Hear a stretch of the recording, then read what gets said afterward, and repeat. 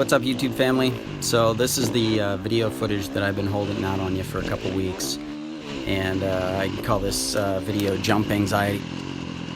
I had been going to the track for several weeks in a row, and I wasn't really hitting any of the bigger jumps on this track. None of them look real big on the video, but we've got like an 80 and 85 footer, couple tabletops.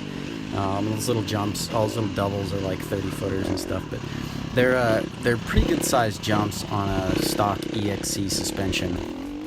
And you know, the suspension's really good in the woods, and it's good in the small bumps and stuff, but when you get it on the track and you start airing it as high as that tabletop was that you can't see, it starts getting pretty sketchy.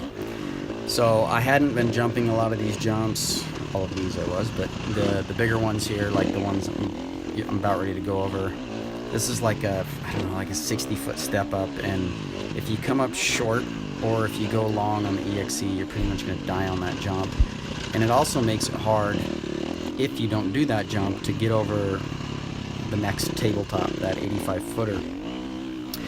And I was getting over that 85-footer just barely. You guys have seen that in other videos, but it was really hard. I was just seat bouncing as hard as I could and dumping the clutch with the throttle all the way to the stop, and just barely making it over. So the momentum from the other jumps is really important. And this one right here is about an 80-footer, and you land pretty hard on that on the EXC, especially if you over jump it. And really what was going on is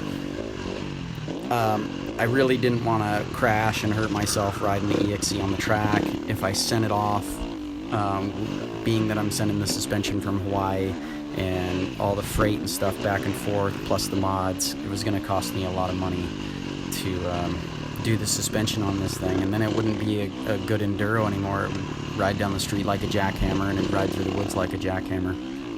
So these couple track days that I did here, and I'm not trying to do any hot laps, I'm just working on my jumps, getting comfortable on them,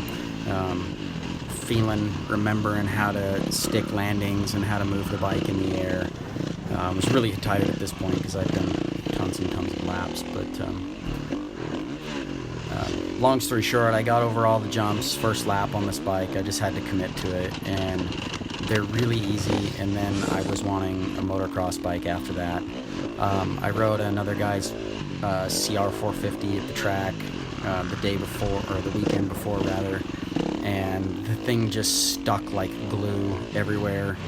The EXC suspension rides further down in the travel, and even on the faces of those jumps right there, it actually basically bottoms out in the face of the jump, and it absorbs some of the energy of the jump. So it's a little trickier to ride it on the track, but you know, coming in the corners, the front end dives, the motocross bikes don't do that. I was getting pretty aggressive in some of these turns because this is a real beginner track. You could call it a kid's track in a lot of places, and since a lot of beginners ride on it, there's a lot of weird lines and weird ruts, and so sometimes I just make my own line and kind of come into the corners like Supercross style, where I just kind of square them up and ricochet off of them. And that corner really wasn't that bad, but throughout the day it starts to get kind of bad, and I was just starting to square stuff off, and I almost crash every time because the suspension blows through the travel. So even on tracks with no jumps, I'm pretty much bottoming this thing out, and so it was time to get a motocross bike. So when the opportunity came to buy that 250SX that you see me working on in my other videos, I kind of jumped on it.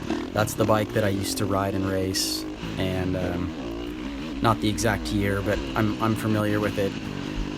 It's really fast. I'm kind of crapping my pants right now, but I'm sending the shock off to get some work, and I'm working on that build, and it'll be cool to have a track bike again. And straight rhythm just pushed me over the edge.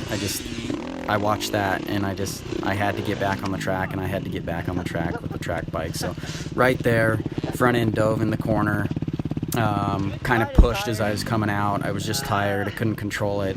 The front's just squirrely. because it's not a motocross bike. And then I landed in my shoulder. That's all bedrock right there. You can't tell because it looks like it has dirt on it, but it's basically solid rock. All this dirt was just brought in and spread on the top of the rock, and so I actually injured my shoulder really bad right there, and I got a hematoma in my arm almost instantly. So anyway, hope you enjoyed that footage. I'm gonna get more back to you soon, and keep watching the 250 build. We're gonna have some fun with that. Take care, you guys.